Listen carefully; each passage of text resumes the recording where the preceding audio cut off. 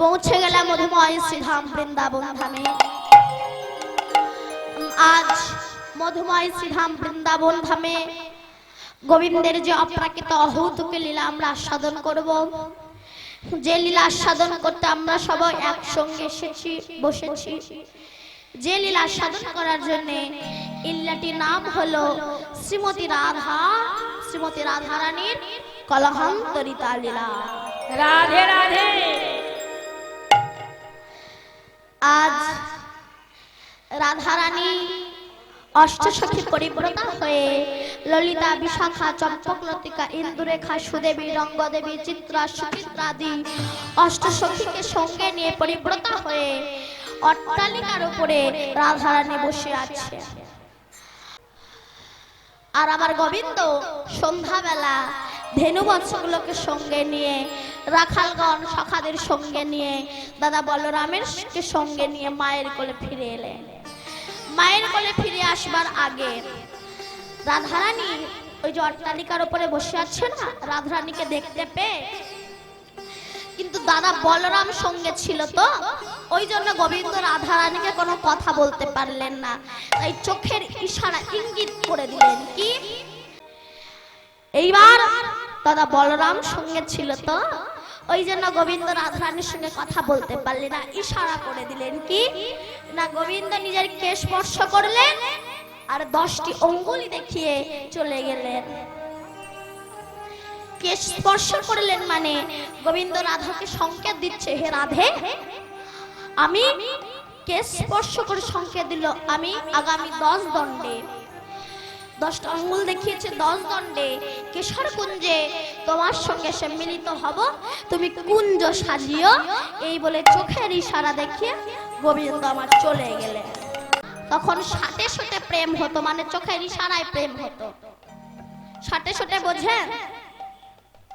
বোঝো সাথে সাথে না? আমি দেখিয়ে দেব, দেখিয়ে দিই সাথে সাথে।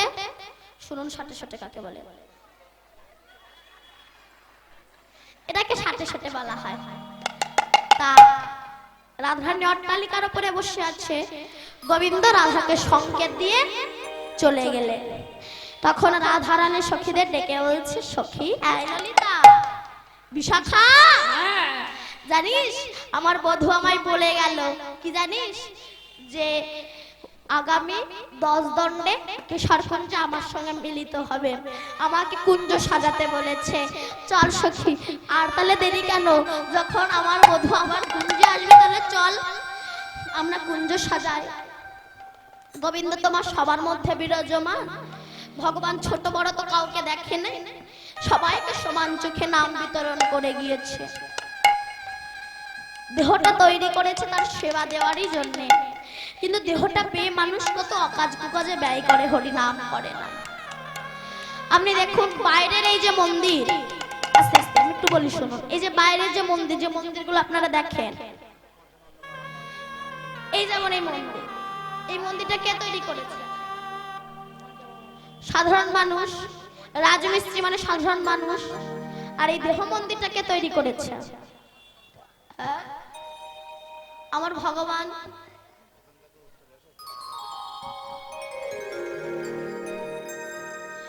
বাইরের যে মন্দির সাধারণ মানুষ তৈরি করলো, সেই মন্দিরে আমরা ধূপ জ্বালাই, দীপ জ্বালাই।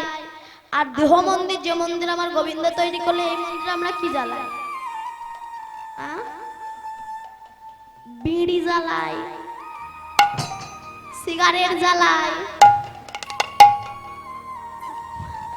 বাইরের মন্দির যে মন্দির সাধারণ মানুষ তৈরি করলো, সেখানে তো প্রাণ প্রতিষ্ঠা করতে হয়, তারপরে তো পূজা। আর দেহ মন্দির যে মন্দির আমার গোবিন্দ তৈরি করলো, এই মন্দিরে কোনো প্রাণ প্রতিষ্ঠা করতে হয় না, সর্বদা আমার গোবিন্দ তিনি হৃদয়ে জেগে বসে আছে। বাইরের যে মন্দির সাধারণ মানুষ তৈরি করলো, সেখানে তো মা দুধ ঢালি, শুদ্ধ গঙ্গা জল ঢালি, তাই তো। আর দেহ মন্দির যে মন্দির গোবিন্দ তৈরি করলে, এই মন্দিরে কি ঢালি? বলুন কি ঢালি? মদ ঢালি। বাইরে যে মন্দির সাধারণ মানুষ তৈরি করলো, সেখানে কেউ মাছ মাংস তোলেন না, তাহলে অপরাধ হয়। দেহ মন্দির যদি একাদশীর দিনেও তো মাংস ভাত দেন না। বাইরের যে মন্দির সাধারণ মানুষ তৈরি করলো, সেখানে আমরা প্লেট দিয়ে পাথর দিয়ে সুন্দর করে সাজাই।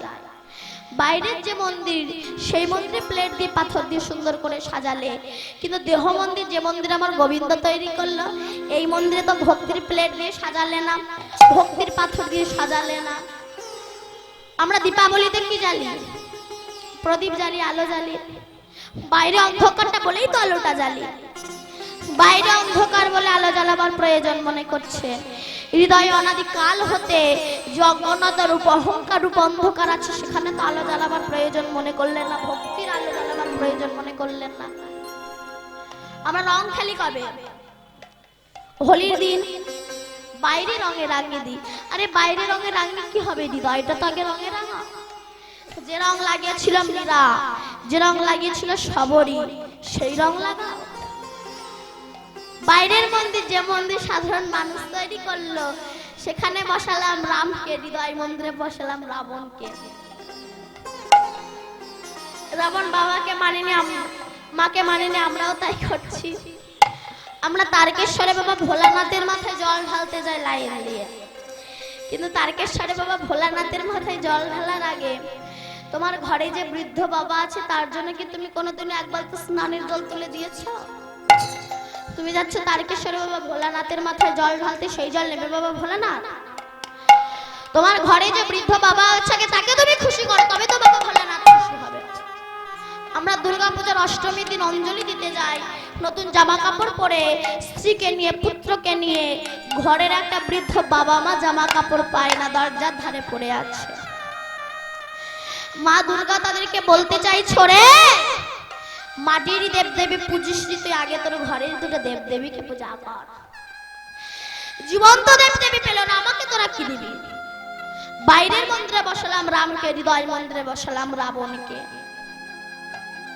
তাই রাধারানী কুঞ্জ সাজিয়ে বসে আছে, আর গোবিন্দ নিশি 10 দণ্ডে যখন রাধারানীর কাছে আসছে। এখন ওই রাধারানীর কুঞ্জে আসতে গেলে তার আগে পড়ে চন্দ্রাবলীর কুঞ্জ। গোবিন্দ তখন মনে মনে ভাবছে, যদি একবার চন্দ্রা আমাকে ধরে ফেলে, তবে তো আমাকে সে আর ছাড়বে না। তাই নুপুরকে বলছে, নুপুর তুমি বেজো না, নুপুর তুমি বেজো না। কেন? আমি যে রাধাকে কথা দিয়েছি যে আমি তার কুঞ্জে যাব, তুমি যদি বাজো তবে চন্দ্র আমাকে ধরে ফেলবে।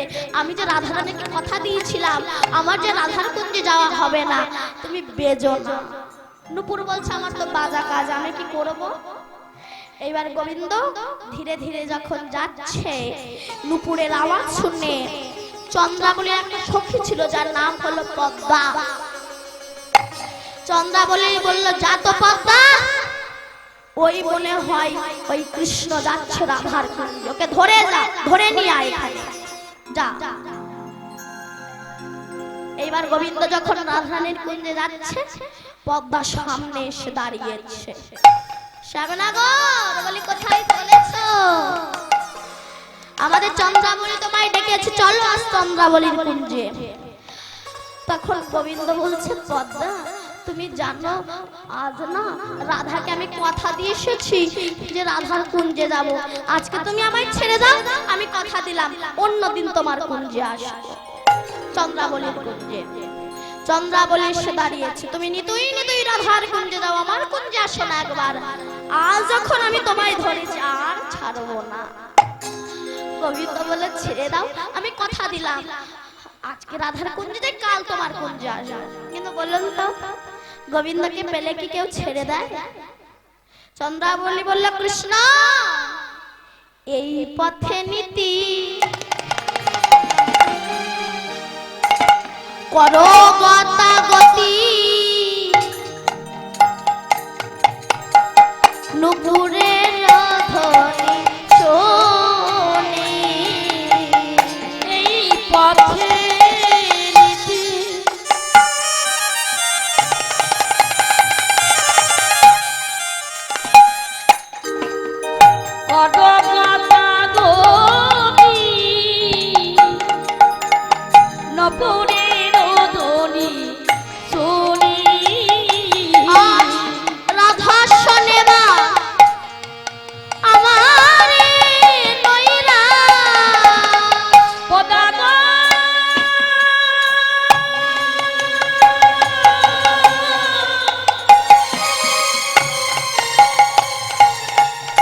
গোপাল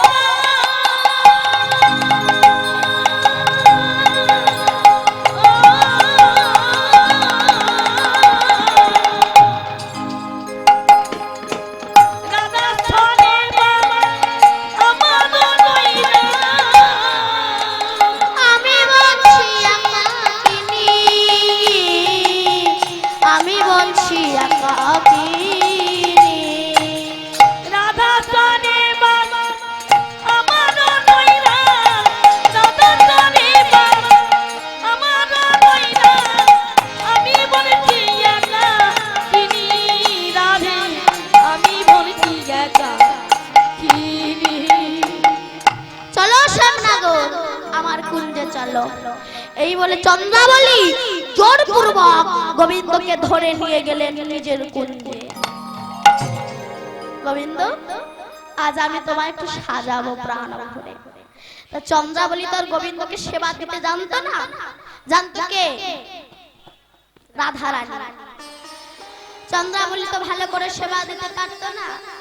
গোবিন্দকে সাজিয়েছে, চোখের কাজল পায়ে পরিয়েছে, পায়ের আলতা চোখে পরিয়েছে। গোবিন্দ পরে হলুদ বস্ত্র, নীল বস্ত্র পরিয়েছে, গোবিন্দকে সাজিয়েছে। আর সারা রাত মা রাধারানী কুঞ্জ সাজিয়ে বসে রইল, কিন্তু প্রাণবধূ তো এলো না। প্রাণবধূ এলো না, বসে আছে। এবার যখন ভোর হয়ে গিয়েছে, চন্দ্রাবলী ঘুমিয়ে পড়েছে, তখন গোবিন্দ চন্দ্রাবলীর কুঞ্জ ছেড়ে দিয়ে ধীরে ধীরে রাধারানীর কুঞ্জে এসেছে। যেই না রাধারানীর কুঞ্জে এসেছে, নীল বস্ত্র পরিয়েছে তো চন্দ্রাবলী। রাধারানী মনে মনে ভাবছে, ওই মনে হয় বলরাম দাদা আসছে। তাই সখীদের বললো, সখীরে মনে হয় বলরাম দাদা আসছে, তো তা তুই এক কাজ কর, যদি দাদা আসে তোরা দাদাকে বসতে দিস, কেমন? এবার সখীরা ছুটে গিয়েছে, গিয়ে দেখে কিনা কৃষ্ণ। তখন সখীরা বলল, কৃষ্ণ তুমি সারা নিশি ছিলে কোথায়? আমাদের রাধারানী কথা দিয়েছিলে যে তুমি রাধার কুঞ্জে আসবে, বলে এলে না। সারা রাত ছিলে অন্য কুঞ্জে গিয়ে, সারা রাত কাটিয়ে এখন সকালবেলা আমাদের কথা মনে পড়েছে, তাই এসেছে এখানে। চলে যাও, চলে যাও এখান থেকে। তখন রাধারানী সখীদের বলছে, সখীরে ওকে তাড়িয়ে দিস না, তাড়িয়ে দিস না, ওকে বসতে দে। কেন? আমার কথা ওর মনে তো আছে। এই হতভাগিনীর কথা ওর মনে তো আছে, ওকে বসতে দে, তাড়িয়ে দিস না ললিতা, বসতে দে। এবার গোবিন্দকে বসতে দিয়েছে। এবার শুনুন কেন রাধারানী মান করলেন। চন্দ্রাবলীর কুঞ্জে গিয়েছিল বললে না, কেন মান করলো শুনুন। এই চন্দ্রাবলী সকালবেলা চন্দ্রাবলীর ওই পদ্মা সখীকে পাঠিয়েছে রাধার কুঞ্জে। গিয়ে পদ্মা রাধার কুঞ্জে গিয়ে বলছে, জানিস রাধে, আয় রাধে, জানিস তোর বধূ না গত নিশীথে আমাদের কুঞ্জে, আমাদের চন্দ্রাবলীর কুঞ্জে গিয়েছিল।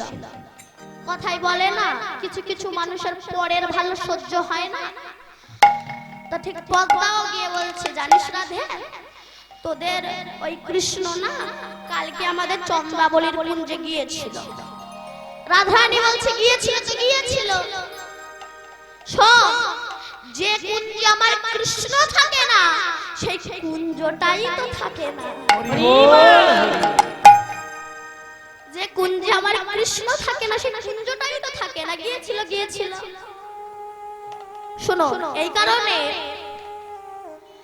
একদিন নারদ কৃষ্ণের কাছে গিয়ে বলেছিল, কৃষ্ণ তোমার তো 16,108টা বউ। অনেকে বলে কৃষ্ণের 16,108টা বউ, আমরা 2-4টে করলে দোষ। তার ক্ষমতা আছে, সে করেছে 16,108টা বিয়ে। তুমি 4টে বিয়ে করো না, তোমার হাতে 2 ঘাস জন্মে যাবে। অত সস্তা না। জানো 16,000 কাকে বলে? শোনো 16,000 কাকে বলে।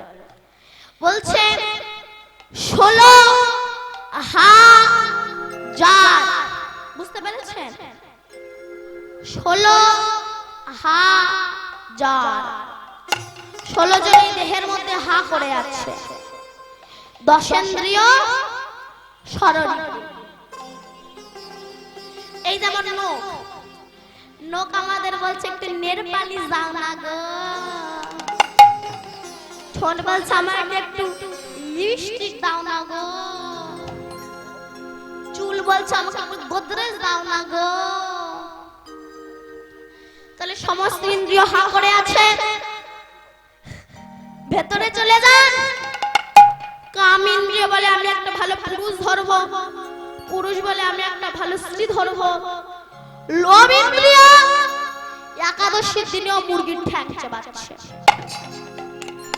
অনেকে বলে বাবা প্রতিদিন তো মাছ মাংস খাচ্ছিস, অন্তত একাদশী অমাবস্যা পূর্ণিমার দিনে খাস না। তখন সে কি বলে জানেন? আপনি বেশি জানেন। আত্মা ভগবান, আত্মা যা চাই গিলে যাও তাই। কেন তুমি কি আত্মার দাস? আত্মা যা চাইবে তোমার তাই খেতে হবে। ধরো রাস্তা দিয়ে যাচ্ছ, কোন ভালো পুরুষ কোন মহিলাকে দেখেছে, আত্মা বলছে গিয়ে জড়িয়ে ধর, গিয়ে জড়িয়ে ধরবেন। আর পাবলিক যখন ধোলাই দেবেন বলবেন মেরো না, আত্মা ভগবান চেয়েছে তাই জড়িয়ে ধরেছে। হবে? আবার দেখবেন অনেকে বলে মন যদি ঠিক থাকে, মন যদি পরিষ্কার হয়, তিলক মালা না করলেও হবে, মন যদি পরিষ্কার হয়। তোমাদের মনে যদি অতই বিশ্বাস থাকে, যারা পুলিশের চাকরি করে তারা যদি ধুতি পাঞ্জাবি পরে চাকরি করতে যায়, আর আমাদের মুখ্যমন্ত্রী মমতা বন্দ্যোপাধ্যায় যদি বলে তুমি পুলিশের ড্রেস না পরে ধুতি পাঞ্জাবি পরে চাকরি করতে এসেছো কেন, তখন সে বলবে দিদি মন যদি ঠিক থাকে পুলিশের ড্রেস পরা লাগে না, মনে পুলিশের ড্রেস পরিয়ে দেয়। হবে? তোমারে ঝেঁটিয়ে বিদায় করবে। রাধে। 16 জনেই দেহের মধ্যে হা করে আছে। আর 108 না জপের মালার মধ্যে 100 জন হচ্ছে নামী, 8 জন হচ্ছে অষ্টসখী। এই হচ্ছে কৃষ্ণের 16,108 জনের স্ত্রী। তাই নারদ গিয়ে বলেছিল না কৃষ্ণ তোমার তো 16,108টা বউ, তা আমাকে 2-4টে বউ ধার দিও তো। কৃষ্ণ বলে তুমি বউ নিয়ে কি করবে? বলে শুনেছি যেখানেই উৎপত্তি জীব সেখানেই ক্ষয়, তাহাই ভজন করিলে জীব মুখ্য পদ পায়। রামকৃষ্ণ দেব স্ত্রীকে পূজা করত কেন? কামিনী রূপে নয়, ভজনীয় রূপে। নারীর দেহে সব পাওয়া যায়, স্বামী খোঁজে বিষ, সন্তান খোঁজে অমৃত। একই দেহের মধ্যে বিষ আর অমৃতের আপ ডাউন ঘটে। তাই আমাকে 2-4টে বউ ধার দিও। কৃষ্ণ বলেছিল ঠিক আছে তুমি বউ নিয়ে যেও, তবে আমি যে ঘরে থাকবো সেই ঘর থেকে যেন বউ নিয়ে যেও। নারদ ভাবছে কৃষ্ণ একা কটা ঘরেই বা থাকবে, আমি বেশ সুন্দরী সুন্দরী বউগুলোকে বেছে নিয়ে চলে যাব। ব্যাস প্রথম ঘরে ঢুকেছে, সেখানে গিয়ে দেখে কিনা কৃষ্ণ দাঁড়িয়ে আছে। আর এক ঘরে ঢুকেছে, সেখানেও কৃষ্ণ দাঁড়িয়ে আছে। আর এক ঘরে গিয়েছে, সেখানেও কৃষ্ণ দাঁড়িয়ে আছে। নারদ মনে মনে ভাবছে নিশ্চয়ই ঘরের মিডিল পজিশনে একটা ছিদ্র আছে, সেখান থেকে এ ঘর থেকে ওই ঘরে ঢুকে যাচ্ছে। কৃষ্ণকে ভালো করে খুঁটির সঙ্গে বেঁধে যে আর একটা ঘরে গেছে, সেখানে গিয়েও দেখে কিনা কৃষ্ণ। নারদ বলে কৃষ্ণ তুমি তো কোনো ঘরে ফাঁকা দিচ্ছ না। কৃষ্ণ তখন বলল নারদ আমি যে ঘরে থাকি না সেই ঘরটাই তো থাকে না নারদ। রাধে রাধে। কুরুক্ষেত্রের যুদ্ধ 18 দিন যে রথের উপর হয়েছিল সেই রথটার নাম কি? কপিধ্বজ রথ। কপি মানে হনুমান, হনুমানের বাবার নাম কেশরী। কেশরীর ঔরসে অঞ্জনার গর্ভ হতে পবন দেবের আশীর্বাদে এই হনুমানের জন্ম হয়েছিল। এই জন্য বলা হয় পবন পুত্র হনুমান। যখন 18 দিন যুদ্ধ হয়ে যাওয়ার পরে কৃষ্ণ আর অর্জুন এই দেহরথ ওই রথ থেকে নেমে গিয়েছিল, পেছন দিকে তাকিয়ে দেখলো ওই কপিধ্বজ রথটা দাও দাও করে পুড়ে ছাই হয়ে গেল। ঠিক তেমনি যতদিন এই দেহরথে আমার কৃষ্ণ আর অর্জুন থাকবে, কৃষ্ণ অর্জুন পীড়া পিঙ্গলা জীবাত্মা পরমাত্মা যতদিন এই দেহে থাকবে ততদিন এই দেহটা থাকবে। কিন্তু যেদিন এই দেহরাত থেকে আমার কৃষ্ণ আর অর্জুন নেমে যাবে, ও যতই ফেস ওয়াশ মাখো না কেন, যতই চুল কেটে সিংবার করো না কেন, যতই ভুরু টেনে সোজা করো না কেন, কৃষ্ণ আর অর্জুন যেদিন এই দেহরাত থেকে নেমে যাবে, এটাকে বাঁশের তলায় চড়িয়ে গরুর দড়ি দিয়ে আষ্টেপৃষ্ট করে বেঁধে চারজন কাঁধে তুলে নিয়ে বলো হরি হরি বল বলতে বলতে শ্মশানে গিয়ে দেহটা পুড়ে ছারখার হয়ে যাবে। তাই গোবিন্দ বলল, নারদ আমি যে ঘরে থাকি না সেই ঘরটাই তো থাকে না নারদ। নারদ বলল আমি দণ্ড বাঁধিয়ে দেব, দ্বন্দ্ব বাঁধিয়ে দেব। কেমন? নারদ সত্যভামার কাছে এসে বলছে, জানো সত্যভামা, তোমার কৃষ্ণ না তোমাকে একটুও ভালোবাসে না। কেন না? যদি ভালোবাসতো আমি গিয়ে দেখে এলাম তোমার কৃষ্ণ না রুক্মিণীর খোপায় পারিজাত ফুলের মালা দিয়েছে, তোমারে না দেয়নি। তখন সত্যভামা বলল, তাই রুক্মিণীর খোপায় পারিজাত ফুলের মালা দিয়েছে, আমাকে দেয়নি, আসুক আজকে। যেই না কৃষ্ণ এসেছে অমনি সত্যভামা কোমরের আঁচল গুজে বলছে, চলে যাও এখান থেকে। কেন? তুমি রুক্মিণীর খোপায় পারিজাত ফুলের মালা দিলে, কই আমাকে তো দিলে না। গোবিন্দ তখন বললেন, ও এটা নারদের কল, ওই জন্য আমি হয়ে যাচ্ছি দুর্বল।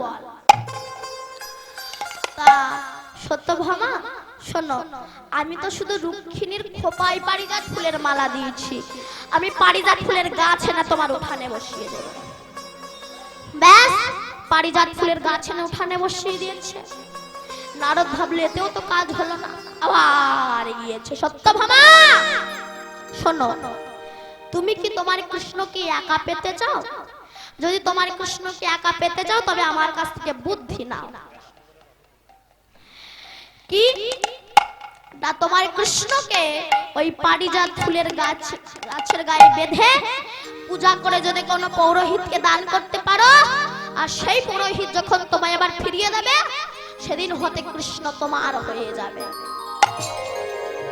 সত্যভামা বলে, তা ভালো, তা পুরোহিত পাবো কোথায়? পুরোহিত পাবো কোথায়? না বললে, আমি তো সব জায়গায় পুরোহিতগিরি করি, আমাকেই নিতে পারো। ব্যাস পূজা করে নারদ ঋষিকে দান করে বলছে, আমি আমার স্বামীকে তোমায় দান করলাম। যেই বলেছে আমি আমার স্বামীকে তোমায় দান করলাম, অমনি নারদ ঋষি কৃষ্ণকে নিজের সঙ্গে নিয়ে যাচ্ছে। সত্যভামা বলছি, আপনি কি করছেন? আপনি আমাদের স্বামীকে নিয়ে চলে যাচ্ছেন কেন? নারদ বলল, কেন? তুমি তো বললে আমি আমার স্বামীকে তোমায় দান করলাম। আরে বাবা, আপনি তো আমাকে বলতে বললেন যে আমি আমার স্বামীকে তোমায় দান করলাম, এটা বলতেন। আর তারপরে যখন আপনি আমার স্বামীকে ফিরিয়ে দেবেন, সেদিন হতে নাকি আমার স্বামী আমার একার হয়ে যাবে। নারদ বলল, অত সত্য বাবা বুঝি না, যখন বলেছ আমার স্বামীকে আমি তোমায় দান করলাম, তো নিজের সঙ্গে নিয়ে যাচ্ছি। এই বলে যখন নিয়ে চলে যাচ্ছে, এমন সময় রুক্মিণী জাম্ববতী সবাই ছুটে এসেছে। সত্যভামা নারদ ঋষির চরণ দুটো জড়িয়ে ধরে বলছে, নারদ ঋষি আপনি আমাদের স্বামীকে নিয়ে যাবেন না কেন? বহু কষ্টে আমরা গোবিন্দকে লাভ করতে পেরেছি, আপনি গোবিন্দের বিনিময়ে যা চাইবেন আমি আপনাকে তাই দান করব। নারদজি সেটা কেন করছে? নামের মহিমা প্রকাশ করার জন্য। বললো ঠিক আছে, একটা দাড়ি পাল্লা না তুলাব্রত এনেছে। সেই তুলাব্রতে দাড়ি পাল্লার এক পাশে কৃষ্ণকে বসিয়ে বললেন, কৃষ্ণের ওজনে যতটা সোনা হয় আমাকে দান করো। রাজা মানুষ তো, অসুবিধা নাই, আসতে ঘরে যত সোনা ছিল সব এনে দান করলো, কিন্তু কৃষ্ণের দিকে দাড়ি পাল্লা একটু ওপর দিকে উঠল না। তখন সত্যভামা নয়ন জলে ভেসে কাঁদছে। এমন সময় রুক্মিণী এসে বলল, রে সত্যভামা, তুই যে অলংকারের অহংকার মঞ্চে বসে আছিস, ওই অহংকার মঞ্চে বসে থেকে কখনো আমাদের গোবিন্দকে লাভ করা যায় না রে সত্যভামা। তুই এক কাজ কর, তুই নয়ন জলে ভাসতে ভাসতে একটা তুলসী পাতা নিয়ে চোখের জল ধরে আমাদের স্বামী যে দাড়ি পাল্লায় বসে আছে তার বিপরীত দাড়ি পাল্লায় দে, দেখবি আমার স্বামীর দিকে দাড়ি পাল্লা অবশ্যই ওপরের দিকে উঠবে। সত্যভামা তখন নয়ন জলে ভেসে, আমরা বুঝি না মা, কিন্তু দুফোঁটা চোখের জল দিয়ে ভগবানকে ডাকলে ভগবান তাকে অবশ্যই কৃপা করে। চোখের জলে ভাসতে ভাসতে একটা তুলসী পাতা নিয়ে চোখের জল ধরে কৃষ্ণ যে দাড়ি পাল্লায় বসেছিল তার বিপরীত দাড়ি পাল্লায় দিল, অমনি কৃষ্ণের দিকে দাড়ি পাল্লা ওপর দিকে উঠে গেল।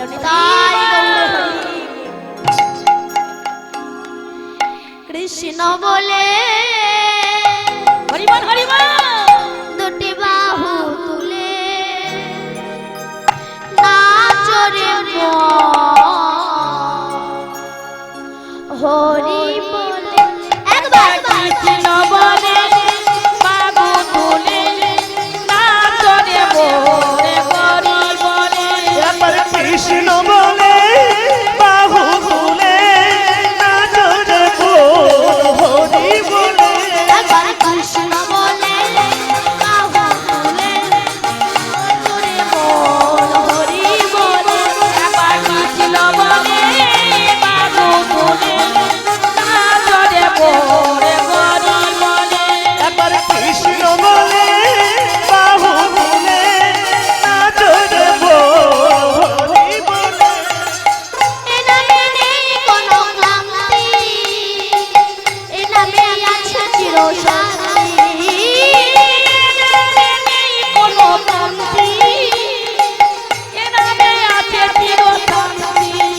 ও এ নামে নেই কোনো রাত্রি, ও এ নামে আছে চিরশান্তি। বদন ভরে সবাই মিলে, বলো ভাই বদন ভরে সবাই মিলে, ও বদন ভরে সবাই মিলে, বদন ভরে সবাই মিলে, বলো ভাই বদন ভরে সবাই মিলে, ও বদন ভরে সবাই মিলে গাহো না কৃষ্ণের নাম। কৃষ্ণ বলে বাহু তুলে নাচরে হরি বলে। একবার কৃষ্ণ বলে বাবু তুলে নাচরে মোরে হরি বলে। দূরে যাবে দিলাম জ্বালা, তোমরা যত নামের মালা। দূরে যাবে সীতাব জানা, তোমরা জপনা নামের মালা। ও দূরে যাবে তার জ্বালা, ও তোমরা জপ নামের মালা। দূরে যাবে দিলাম জ্বালা, তোমরা যত নামের মালা। ও দূরে যাবে সীতাব জানা, তোমরা জপনা নামের মালা। ও দূরে যাবে তার জ্বালা, ও তোমরা জপ নামের মালা। বদন ভরে সবাই মিলে, বলো ভাই বদন ভরে সবাই মিলে, ও বদন ধরে সবাই মিলে, বদন ভরে সবাই মিলে, বলো ভাই বদন ভরে সবাই মিলে, ও বদন ধরে সবাই মিলে গাহো না কৃষ্ণের নাম। কৃষ্ণ বলে গাহো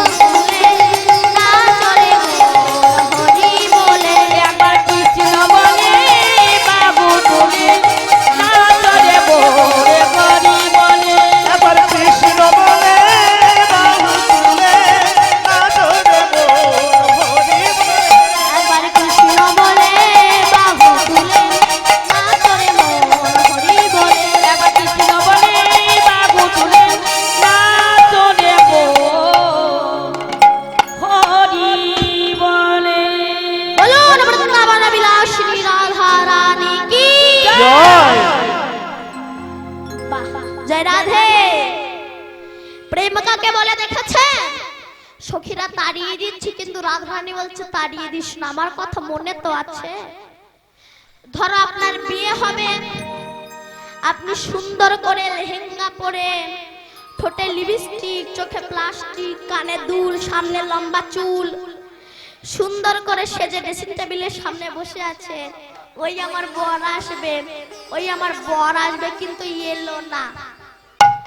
পরের দিন অন্য বউ বিয়ে করে বাড়িতে নিয়ে যাচ্ছে আর বলছে কালকে আমার তোমার কাছে আসার কথা ছিল, আসতে পারিনি, তুমি যেন রাগ করে না। তখন মাথায় আগুন ধরে ওঠে না? কিন্তু রাধারানী বলছে আমার কথা মনে তো আছে, তাড়িয়ে দিস না। পদ্মা গিয়ে বলছে জানিস তোদের কৃষ্ণ না কালকে চন্দ্রাবলীর কুঞ্জে গিয়েছিল। রাধারানী বলছে গিয়েছিল তো গিয়েছিল, যে কুঞ্জে আমার কৃষ্ণ থাকে না সেই কুঞ্জটাই তো থাকে না। তখন পদ্মা বললেন না আমি তার জন্য আসিনি, আমি এই কারণে বলতে এসেছি যে আমাদের চন্দ্রাবলীর পায়ের নুপুরটা হারিয়ে গিয়েছে, তাই আমি এখানে দেখতে এসেছি যে ওই কৃষ্ণের কাপড়ের সঙ্গে বেঁধে চন্দ্রাবলীর ওই পায়ের নুপুরটা চলে এসেছে কিনা, তাই আমি খুঁজতে এসেছি। রাধে রাধে। তখন রাধারানী বলল কি চন্দ্রাবলীর কুঞ্জ থেকে আমার কৃষ্ণ চলে এসেছে, সেদিকে চন্দ্রাবলীর খেয়াল গেল না, চন্দ্রাবলীর নুপুর হারিয়ে গিয়েছে, তাই পদ্মাকে পাঠিয়েছে নুপুর খুঁজতে, যার কাছে আমার কৃষ্ণের থেকে সোনার মূল্য বেশি, তার কুঞ্জে কেন আমার বধূ গেল। এই বলে রাধারানী আমার মানে বসলে। এবার গোবিন্দ রাধারানীর চরণ ধরে কত অনুনয় বিনয় করছে, রাধে এবারের মতো ক্ষমা করে দাও রাধে, আমার ভুল হয়ে গিয়েছে, আমি বুঝতে পারিনি রাধে, আমায় ক্ষমা করে দাও রাধে। বারবার ক্ষমা চাইছে, কিন্তু রাধারানী কোনো কথাই বলছে না। এইবার গোবিন্দ যখন বললে রাধারানীর চরণে যখন আর ঠাঁই হলো না, এ প্রাণ আমি রাখবো না, এই বলে ছুটতে ছুটতে যখন যাচ্ছে, এইবার রাধারানী সঙ্গে যে এতক্ষণ কথা হলো, মানে কৃষ্ণ যে চন্দ্রাবলীর কুঞ্জে গিয়েছে এটা সখীরা জানতো না, সখীরা জানতো অন্য কুঞ্জে গিয়েছে, কৃষ্ণ কথা দিয়ে আসেনি, এটা জানতো সখীরা, কিন্তু চন্দ্রাবলীর কুঞ্জে গিয়েছে এটা রাধারানী জানতে পেরেছে। তখন সখীরা কৃষ্ণকে ডেকে বলছে কৃষ্ণ তুমি তো চলে যাচ্ছ, আস্তে আস্তে তোমাকে আমি ধরে রাখবো না, তবে কৃষ্ণ চলে যখন যাচ্ছ আমাদের কাছে বলে দাও, কিছু কথা আমরা জিজ্ঞাসা করি, তুমি বলো। কি? ব্রজগোপীরা তখন বলছে শোনো কৃষ্ণ, আচ্ছা বলো তো নীল উৎপল শ্রীমুখ মণ্ডল ঝামর কাহে ভেলো, নীল উৎপল শ্রীমুখ মণ্ডল ঝামর কাহে ভেলো, নীল উৎপল শ্রীমুখ মণ্ডল ঝামর কাহে ভেলো, নীল উৎপল শ্রীমুখ মণ্ডল ঝামর কাহে ভেলো। সখীরা বলছে নীল উৎপল মানে নীল পদ্মের মতো এমন বদন তোমার ঝামরের মতো হয়ে গেল কি করে? নীল পদ্মের মতো বদনটা ঝামর হয়ে গেল কি করে? ঝামরের মতো। গোবিন্দ তো চতুর ছিল, তখন গোবিন্দ বলছে শোনো কেন এমন আমার নীল পদ্মের মতো বদনটা ঝামর হয়ে গেছে, শোনো আমার বদন জরে তনুতা তলা,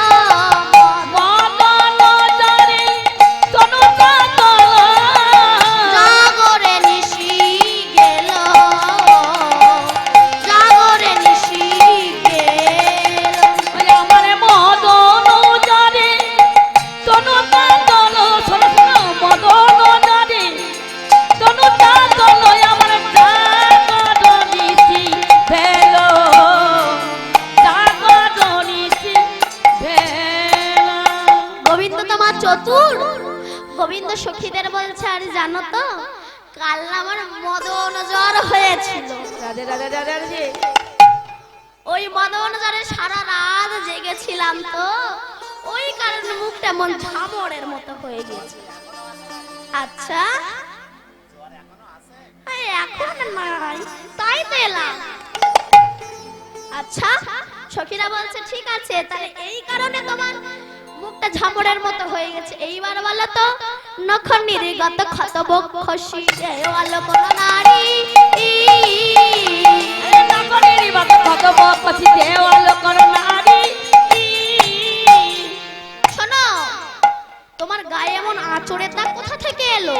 নখ নির্গত ক্ষত বক্ষসী, তোমার গায়ে নখের আঁচড়ে দাগ এলো কি করে? তখন গোবিন্দ বলছে জানো কি জন্য আমার সারা গায়ে এমন আঁচড়ের দাগ এলো? কণ্টকে তন ক্ষত বিক্ষত, আর কণ্ঠকে তন ক্ষত বিক্ষত, তোহে ঢুরাইতে গরি, তোহে ঢুরাইতে গরি। আমার কণ্ঠকে তন ক্ষত বিক্ষত, কণ্ঠকে তন ক্ষত বিক্ষত, তোহে ডরাইতে গরি, তোহে ডরাইতে গরি। বলছে কালকে আমার বাছুর হারিয়ে গিয়েছিল না, তো যখন আমার বাছুর হারিয়ে গিয়েছে আমি সন্ধ্যাবেলা বাছুর খুঁজতে বেরিয়েছি, বুঝতে পারিনি তো কাঁটা বাগানের ওপর পড়ে গিয়েছি, ওই কারণে গায়ে আঁচড়ে দাগ। বাবা বলি হারি। এখন ভগবানকে চতুর মা, ভগবানের থেকে ভক্ত আরো বেশি চতুর। আচ্ছা, এই কারণে তোমার গায়ে এমন আঁচড়ে দাগ। এইবার বলো তো, সিন্দুর কাহে আলোক পড়ি চন্দন কাহা গেল? সিন্দুর কাহে আলোক পড়ি চন্দন কাহা গেল? সিন্দুর কাহে আলোক পড়ি চন্দন কাহা গেল? সিন্দুর কাহে আলোক পড়ি চন্দন কাহা গেল? ইগো সামনাগর, তোমার কপালে তো চন্দন নাই, সিঁদুর এলো কোথা থেকে? হ্যাঁ, সিঁদুর পরা ধরেছ? বলো, একদম মিথ্যা কথা বলবে না, আমার দিকে তাকাও, একদম মিথ্যা কথা বলবে না, সত্যি করে বলো কেন তোমার আমি সত্যি কথাই বলছি।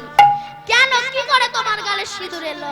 এই দেখো, তখন গোবিন্দ সখীদের বলছে জানো তো গোপীগণ, গিরি গোবর্ধনে গৌরী কোসেবী, গিরি গোবর্ধনে গৌর কোসেবী, সিন্দুর করি মালা, সিন্দুর করি মালা। আমার গিরি গোবর্ধনে গৌরী দেবী গো, গিরি গোবর্ধনে গৌরী দেবী গো, জয় গৌরী যে মরি, জয় গৌরী। শোনো, মানে গিরি গোবর্ধনে ওই যে গৌরী পূজা হয়েছিল না, মানে কালী পূজা হয়েছিল, তো তাই একটু সিঁদুর মেখেছিলাম শখ করে, ওই কারণে গায়ে সিঁদুর লেগেছে।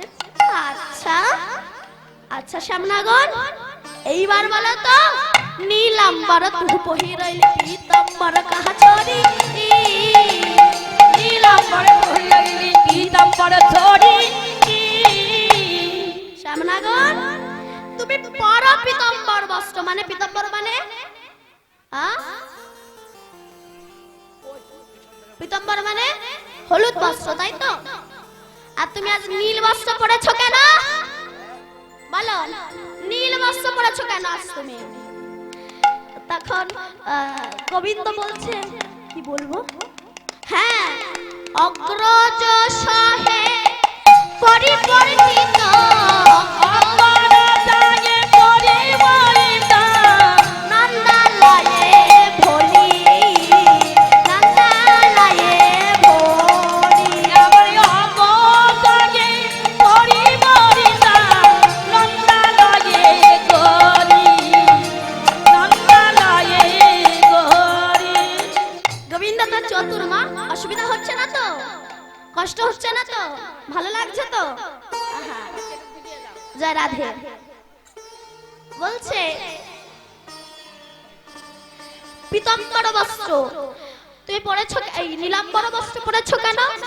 তখন গোবিন্দ বলছে যে ওই কালকে না আমি আর দাদা এক বিছানায় শুয়েছিলাম তো, তা সকালবেলা না অন্ধকারে বুঝতে পারিনি তো, ওই জন্য দাদার কাপড় পরে আমি চলে এসেছি। বাবা সখীরা বলছে সত্যি করে বলো তো, এটা দাদা শাড়ি না দিদি শাড়ি? দাদা শাড়ি না দিদি শাড়ি, না দিদি শাড়ি, দাদা শাড়ি না দিদি শাড়ি? দাদা শাড়ি না দিদি শাড়ি, দিদি দিদি গন্ধ বেরোয়, দাদা শাড়ি না দিদি? দিদি দিদি গন্ধ বেড়ায়, দাদা শাড়ি না দিদি শাড়ি, দিদি দিদি গন্ধ বেরোয়, দাদা শাড়ি না দিদি শাড়ি? দিদি দিদি গন্ধ বেড়ায়, দিদি শাড়ি না দাদা শাড়ি। আচ্ছা সত্যি করে বলো, ওটা কি সত্যি দাদা শাড়ি? দেখে তো তা মনে হচ্ছে না। দিদি দিদি গন্ধ বেরোয়, দাদা শাড়ি না দিদি শাড়ি? দিদি গন্ধ বেড়ায়, দাদা শাড়ি না দিদি শাড়ি, দিদি দিদি গন্ধ বেরোয়, দাদা শাড়ি না দিদি শাড়ি? দিদি দিদি গন্ধ বেড়ায়, দাদা শাড়ি না দিদি শাড়ি।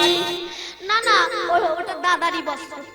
আচ্ছা এইবার বলো তো, সখীরা বলছে অঞ্জন কহে গণ্ডস্থলে হৃদি খণ্ডন অধরে।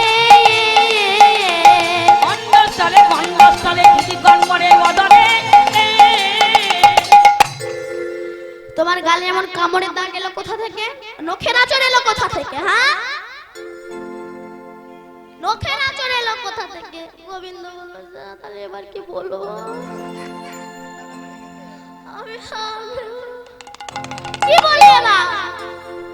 উত্তরের প্রতি উত্তর দিতে, উত্তরপতি উত্তর দিতে, পরাজয় শশী শেখরে, পরাজয় শশী শেখরে। উত্তরপতি উত্তর দিতে, উত্তরপতি উত্তর দিতে, পরাজয় শশী শেখরে, পরাজয় শশী শেখরে। আর গোবিন্দ কিছু বলতে পারলেন না। সখীরা বলল, তাহলে বেরিয়ে যাও এখান থেকে, তোমার যেন মুখ না আর দেখতে পাই, বেরিয়ে যাও। গোবিন্দ অমনি চলে গেলেন। যেই চলে গেলেন, মনে মনে ভাবছে সখীদের চরণে, রাধারানীর চরণে আমার ঠাঁই হলো না, সখীদের চরণে আমার ঠাঁই হলো না, তবে প্রাণ আমি আর রাখবো না, এ প্রাণ আমি বিসর্জন দেব। ও গো রাধে গো, ও গো রাধে,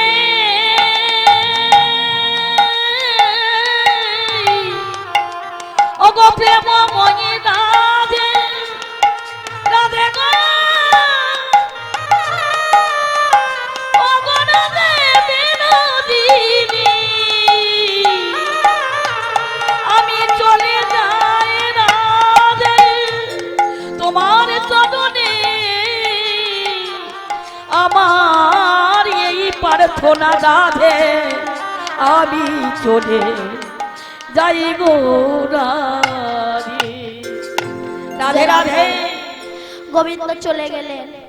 আর বেশিক্ষণ নাই মা, একটু শান্ত হয়ে বসুন, আর বেশিক্ষণ কিন্তু আমার সময় নাই, পরবর্তী দল আসবে, সবাই বসুন শান্ত হয়ে। তবে যাওয়ার আগে একটা ভক্ত কাহিনী আপনাদেরকে শুনিয়ে দিয়ে যায়, যে আজ একটা ছোট্ট বাচ্চার মনে কৃষ্ণ প্রেম জেগেছিল, কিন্তু আমাদের মনে প্রকৃত ভালোবাসা জন্মায়নি, ভক্তি জন্মায়নি। সেই যে মুকুন্দ কবিরাজ নরহরি সরকার, আমি ছোট করে বলছি, মুকুন্দ সরকার আর নরহরি সরকার দুই ভাই ছিল। এরা যখন মহাপ্রভুর কাছে সন্ন্যাস ধর্ম নিতে গেলেন, মহাপ্রভু মনে মনে ভাবলেন, একই বাড়ির দুই ভাই যদি আমার কাছে সন্ন্যাস ধর্ম নেয়, তবে এ জগতের ভক্তরা আমার কাছে আসতে ভয় পাবে, কি না জানি সন্ন্যাস ধর্ম না নিলে বুঝি ভগবানের কৃপা পাওয়া যায় না। তাই বড় ভাই মুকুন্দকে বললেন, মুকুন্দ তুমি যেহেতু সংসারের বড়, তুমি গৃহে ফিরে যাও, তবে তোমার প্রতি আমার কিছু দায়িত্ব বা কর্তব্য আছে। কি না, তুমি বাড়ি গিয়ে এক গোপীনাথের বিগ্রহকে তুমি প্রতিদিন সেবা দিও, আর যেহেতু তোমাদের চিকিৎসা বিদ্যাই তোমাদের বিদ্যা, তাই প্রত্যেককে তুমি চিকিৎসা করবে, তবে যাদের অর্থ দেওয়ার সামর্থ্য নেই তাদেরকে বিনা অর্থে চিকিৎসা করবে, আর যাদের অর্থ দেওয়ার সামর্থ্য আছে তাদের কাছ থেকে কিঞ্চিত মাত্র নাম মাত্র অর্থ নিয়ে চিকিৎসা করবে, তাহলে অচিরেই তুমি আমার কৃপা পাবে। আস্তে আস্তে বড় ভাই মুকুন্দ গৃহে ফিরে এলেন। গোপীনাথের সেবা পূজা করে। একদিন মুকুন্দ কবিরাজকে একটা দরকারি কাজে গ্রামের বাইরে যেতে হবে। গোপীনাথের দায়িত্ব কে নেবে? তাই মুকুন্দ কবিরাজের ছোট্ট ছেলে, যার নাম হলো রঘুনন্দন, ওই রঘুনন্দনকে মন্দিরের দায়িত্ব দিয়ে চলে গেলেন। আর বলে গেলেন কি না, ফিরে এসে মধ্যাহ্নে প্রসাদ পাবে। ছোট্ট রঘু মায়ের কাছ থেকে নাড়ুর থালাটা হাতে করে নিয়ে গোপীনাথের সামনে গিয়ে বলছে, গোপীনাথ, আজ বাবা একটা দরকারি কাজে গ্রামের বাইরে গিয়েছে। আমি তো বাবার মতো করে তোমায় সেবা দিতে জানি না, আমি আমার মতো করে তোমায় সেবা দেবো, তুমি খেয়ে নিও ঠাকুর। বারবার করে ডাকছে যখন গোপীনাথ আসছে না, মনে পড়ে গেল তুমি তো বাবা, আমি দরজা লাগাতে ভুলে গিয়েছি তো, তুমি তো খুব লাজুক। দাঁড়াও দাঁড়াও দাঁড়াও, এই বলে দরজাটা লাগিয়ে দিয়ে সে বলছে, গোপীনাথ খেয়ে নাও, আর দেরি করো না গোপীনাথ, খেয়ে নাও। গোপীনাথ আসছে না, আবার বলছে, ও বুঝেছি, বাবা তোমাকে সাজাতে সাজাতে চলে গিয়েছে তো, ওই জন্য তোমার অভিমান হয়েছে না। দাঁড়া, আমি সাজিয়ে দিই, আমি তো বাবার মতো করে পারবো, তবে আমি আমার মতো করে তোমায় সাজিয়ে দেব। সুন্দর করে সাজিয়েছে, তবু গোপীনাথ আসছে না। রঘুনন্দন বলছে, ও আমার মতো বোকা কি আর জগতে আছে? কেন?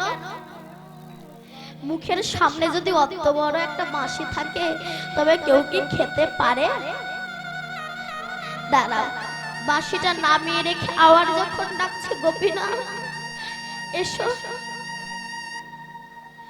খেয়ে নাও গোপীনাথ, তবু গোপীনাথ আসছে না। রঘুনন্দন বলছে, এত করে বলছে তবু তুমি আসছো না? বাবা তো যখন ফিরে এসে বলবে, হ্যাঁ রে রঘু, গোপীনাথকে সেবা দিয়েছিলে। নিতাই গৌর শিবনাথ কৃষ্ণ প্রেমানন্দে। ফিরে এসে বলবে, হ্যাঁ রে রঘু, গোপীনাথকে সেবা দিয়েছিলি। তখন আমি কি উত্তর দেব ঠাকুর? আর যে তোমার চরণে আমি মাথা ঠুকতে ঠুকতে আমি আমার জীবনটাই দিয়ে দেব। এই বলে গোপীনাথের চরণে মাথা ঠুকতে ঠুকতে ঠুকতে ঠুকতে রুধি ঝরতে লাগলো, নয়ন ফেটে অশ্রু ঝরতে লাগলো। রুধি আর অশ্রু মেলে গোপীনাথের চরণ হলো লাল। আর কি গোপীনাথ থাকতে পারে গো? মনে মনে ভাবছে, না না, আমার কাছে যদি এই ছেলেটার কিছু হয়ে যায়, জগতে কেউ বলবে না, হে কৃষ্ণ করুণা সিন্ধু দীনবন্ধু জগৎপতে গোপেশা গোপিকা কান্ত রাধা কান্ত নমস্তুতে। ওই পাথরের বিগ্রহ থেকে হাতটা বাড়িয়ে দিলেন রঘুনন্দন, নারুদে এসেছে দয়াময়, এ না গোপীনাথ, নারু খা। এক এক করে সব নাড়ু গোপীনাথকে খাইয়ে দিল। শেষে যে একটা নাড়ু ছিল, ওটাই গোপীনাথ নিজে হাতে রঘুনন্দনকে খাইয়ে দিল। এদিকে রঘুনন্দন যখন খালি থালা নিয়ে বাইরে এলো, রঘুনন্দনের মা রঘুনন্দনকে জিজ্ঞাসা করলে, হ্যাঁ রে রঘু, নাড়ু কোথায়? বলে, কেন, সব নাড়ু তো গোপীনাথ খেয়ে নিয়েছে। তোর বাবা প্রতিদিন সেবা দেয়, গোপীনাথ খায় না, আজ তোর হাতে খেয়েছে, নিজে সব নাড়ু খেয়ে নিয়ে গোপীনাথের নামে মিথ্যা প্রমাণ দিচ্ছিস। বললে, না না মা, বিশ্বাস করো, সব নাড়ু গোপীনাথকে খেয়েছে। আসুক আজকে তোর বাবা। যেই না মুকুন্দ কবিরাজ ফিরে এলেন, ওই নাড়ুর ওই যে নালিশ যখন জানালেন না, মুকুন্দ কবিরাজ রঘুনন্দনকে ডেকে বলল, রঘু, সত্যি কি গোপীনাথ নাড়ু খেয়েছিল? তোকে আমি কিচ্ছু বলবো না, বল। বাবা বিশ্বাস করো, গোপীনাথ সব নাড়ু খেয়েছে, শিশু যে একটা ছিল ওটাই আমাকে খাইয়েছে। তোর মাকে বলি সব গোপীনাথ খেয়েছে, আমার কাছে বলছিস একটা খেয়েছিস। বাবা বিশ্বাস করো। ঠিক আছে, কালকে আবার তুই যাবি। পরের দিন আবারও রঘুকে মন্দিরের দায়িত্ব দিয়ে মন্দিরের পেছনে লুকিয়ে রইল, দেখি আজ কি হয়। সেদিন আর ভুল হলো না, মা ওই নাড়ুর থালা হাতে করে নিয়ে মন্দিরের মধ্যে প্রবেশ করে দরজা বন্ধ করে সাজিয়ে দিয়ে বাঁশিটা নামিয়ে রেখে বারবার করে যখন ডাকছে গোপীনাথ এসব খেয়ে নাও না, আমি এত করে ডাকি তবু তুমি আসো না কেন আমার ডাকে? এসো না, খেয়ে নাও না। বারবার করে যখন ডাকছে গোপীনাথ আসছে না, রঘুনন্দন বলছ আমি বুঝেছি তুমি আমার বাবার কাছে মিথ্যা মিথ্যা চোর সাজাবে, তো ওই কারণে তুমি আসছো না। ঠিক আছে, তুমি যদি আজ না আসো গোপীনাথ, তবে আমি তোমার চরণে আমি আমার প্রাণ বিসর্জন দেব। এই বলে গলার ওই উত্তরী নিয়ে যেই না গলায় ফাঁস দিতে যাবে, আপনি গোবিন্দ মনে মনে বলছে ওরে রঘু, তোর কাছে যে আমার আসার বড় ইচ্ছা হচ্ছে, কিন্তু মন্ত্রের পিছনে তোর বাবা লুকিয়ে আছে, তোকে হাতে নাতে ধরবে বলে আমি কেমন ভাবে তোর সামনে যাই বলতো? যখন গোপীনাথ উত্তরী দিয়ে গলায় ফাঁস দেবে, গোবিন্দ মনে মনে ভাবছে আমার কাছে যদি এই ভক্তির কিছু হয়ে যায়, কেউ তো জগতে বলবে না হে কৃষ্ণ তুমি করুণার সিন্ধু। তাই পাথরের বিগ্রহ থেকে হাত বাড়ি রঘুনন্দনের হাত ধরেছে, আর এক হাতে বলল রঘুনন্দন নারদে। চমকে চললেন মুকুন্দ কবিরাজকে, কেল বলল আমায় রঘুনন্দন নারদে। যেই না মন্দিরের দরজা উন্মোচন করেছে খুলেছে, অমনি গোবিন্দ ধাতুতে পরিণত হয়েছে।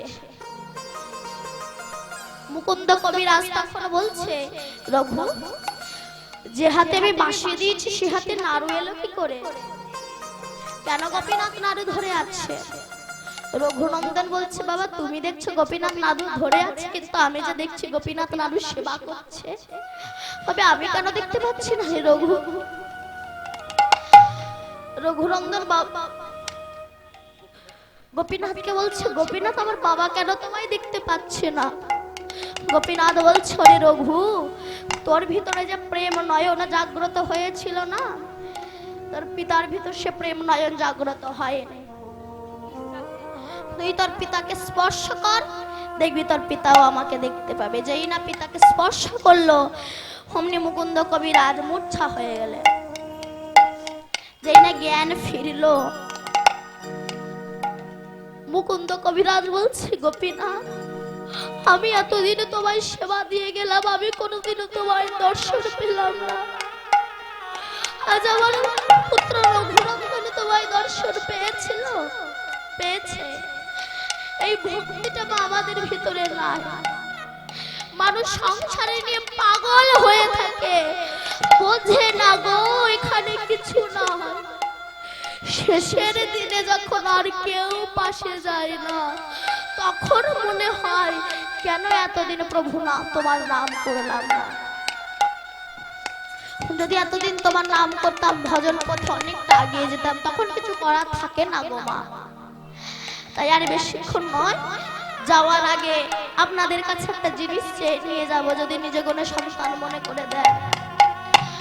আমার তিনটে চাওয়া আপনাদের কাছে। আমার প্রথম চাওয়া হচ্ছে আশীর্বাদ করবেন, যতবার আমি পৃথিবীতে জন্মগ্রহণ করব যেন আমি কৃষ্ণ ভক্ত মাতৃগর্ভে আসতে পারি, আর এমন যেন কৃষ্ণ ভক্ত পিতার কাছে আসতে পারি, আশীর্বাদ করবেন।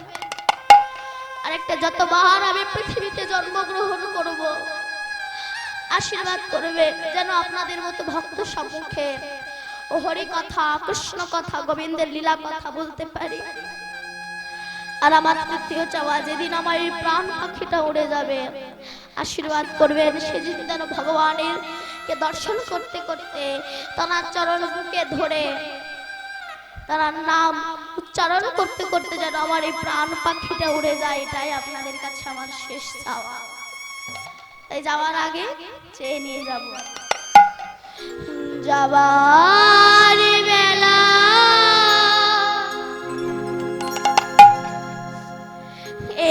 একটি কথা শুধুই বলে যা,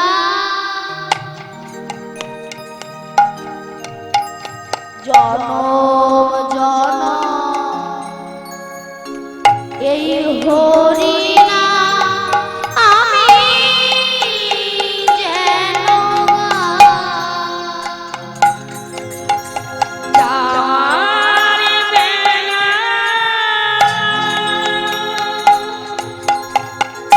একটি কথা শুধু বলে যায়,